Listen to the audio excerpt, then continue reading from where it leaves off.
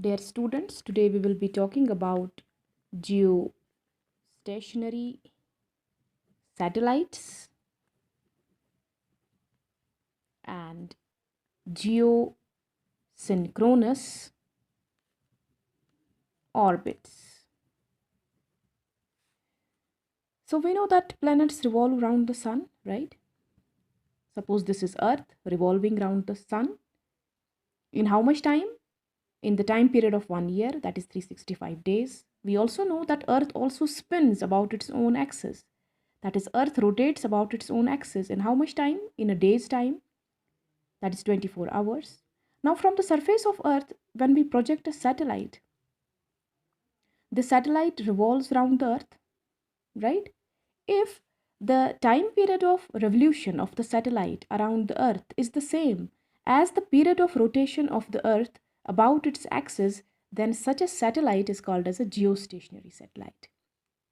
And its orbit is called geosynchronous with respect to the diameter of Earth. Now, why is this word geostationary? Because since the time periods are equal, since the time period of revolution, again I'm repeating, time period of revolution of the satellite around the Earth is the same as the time period of rotation of the Earth about its own axis. Therefore, their relative velocity is zero. That is why they appear stationary with respect to each other. Therefore, the word geostationary. And we also say that the orbit of such satellite is geosynchronous with the equator of the Earth. Now, such satellites can be used for communication purposes mainly.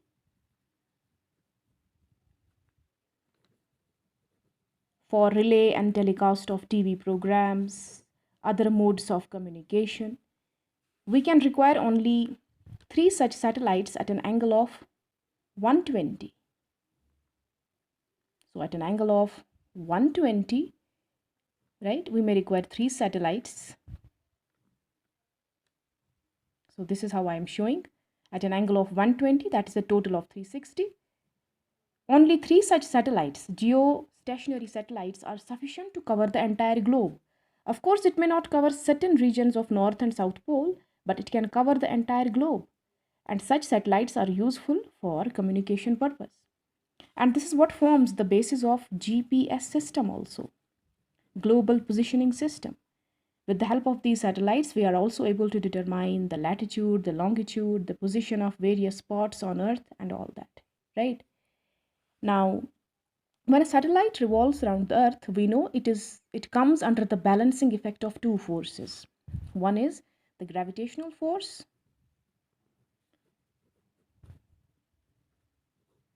and another is the centrifugal force.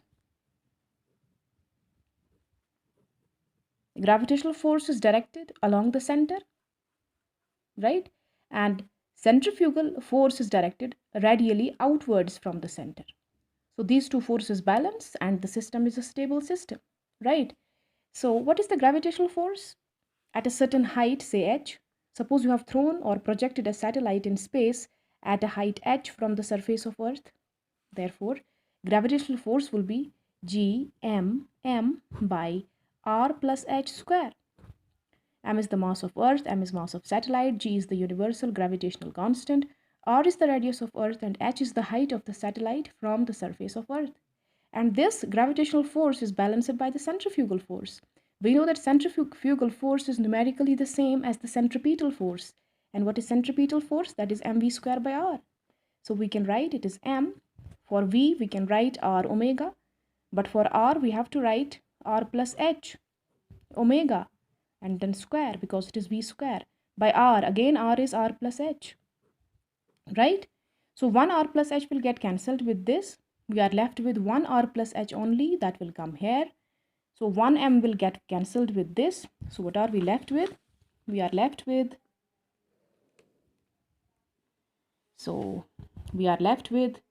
gmm, rather gm by r plus h square is equal to, because 1m is cancelled with this, 1 r plus h is cancelled with this. We are left with r plus h omega square. So omega square is essentially gm by r plus h cube. Now we know that we can define this gravitational force in more than one ways. One of the ways is gmm by r square. For a body on the surface of Earth, gravitational force is this much. And it is because of the same gravitational force that the body tends to attract to the Earth, and that can alternatively also be written as mg, and that is what is specified by weight of the body. Weight of the body is the force with which it is attracted towards the center of Earth. So that is an alternative definition of gravitational force. So we can say that gmm by r square is the same thing as mg. So m and m will get cancelled, and we are left with gm is equal to gr square, right? So for this capital Gm, we'll write gr square. So omega square is gr square by r plus h cube, right? Now we can also define this omega, that is angular velocity of the planet, as 2 pi by t, angular distance by time taken, right?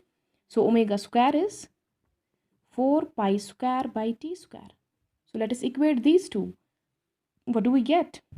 We get 4 pi square by t square is equal to gr square by r plus h cube. So from here we can take it to the next page, and that is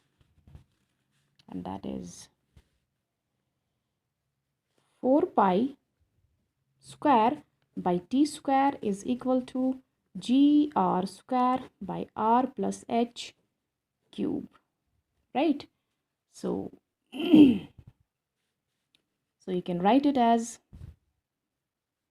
r plus h cube is equal to gr square t square by 4 pi square, right? So you can write it as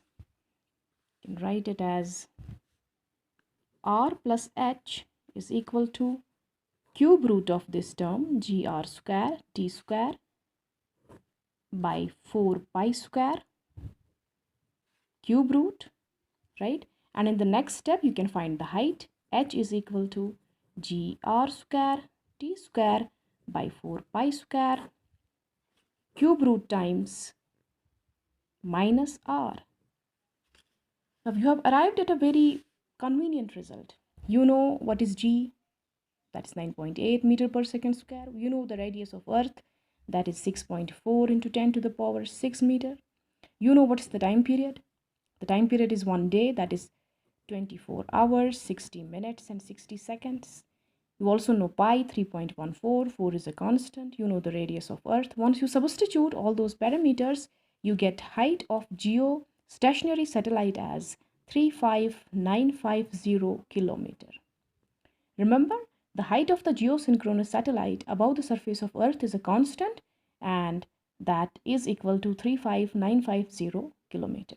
So I think that gives you a basic idea, a preliminary idea of geosynchronous orbits and geostationary satellites, and how these satellites are used for the purpose of communication, for the purpose of determining the location, latitude, longitude of an object on the surface of Earth. So its advantages are much wider and much broader. You can go through the books, you can go through other details to learn that, but this is the basic idea about this thing. So that's all.